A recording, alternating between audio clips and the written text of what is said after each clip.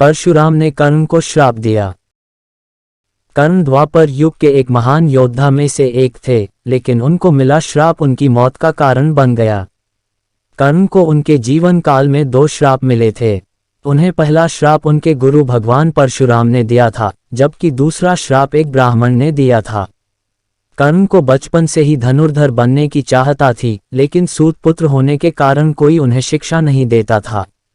जब वह धनुर्विद्या सीखने के लिए गुरु द्रोणाचार्य के पास जाते हैं, तो वह भी कर्ण के सूत पुत्र होने के कारण उसे धनुर्विद्या देने से मना कर देते हैं।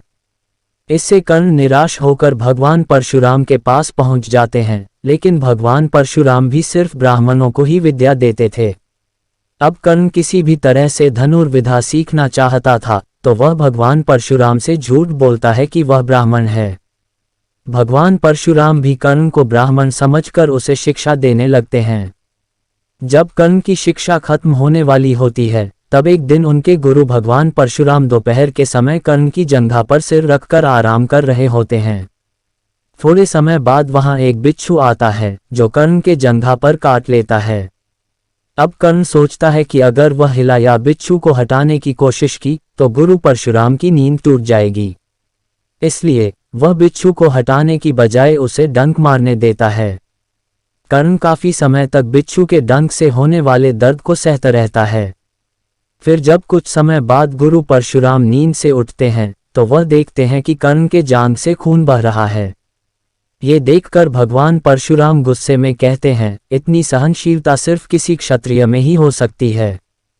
तुमने मुझसे झूठ बोलकर ज्ञान हासिल किया है, इसलिए मैं तुम्हें श्राप देता हूं कि जब भी तुम्हें मेरी दी हुई विद्या की सबसे ज्यादा जरूरत होगी, उस समय वह काम नहीं आएगी।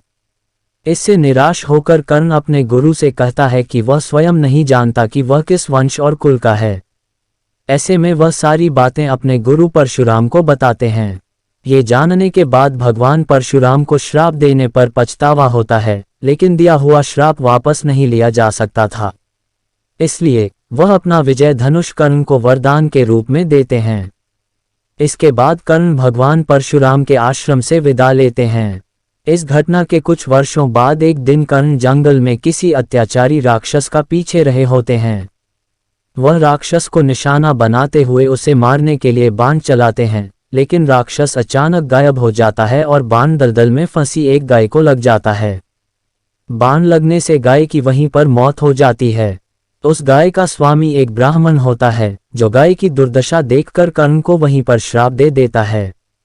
श्राप में ब्राह्मण कहता है कि जिस तरह तुमने एक असहाय गाय को मारा है, ठीक उसी तरह ही एक दिन तुम्हारी भी मृत्यु होगी। आगे चलकर इन दोनों श्राप का प्रभाव महाभारत के युद्ध में नजर आया। युद्ध के दौरान कर्ण के रथ का पहिया दलदल में फंस जाता है। जब कर्ण उसे निकालने के लिए रथ से उतरता है, तभी अर्जुन बाण चला देता है, जिससे कर्ण की मृत्यु हो जाती है।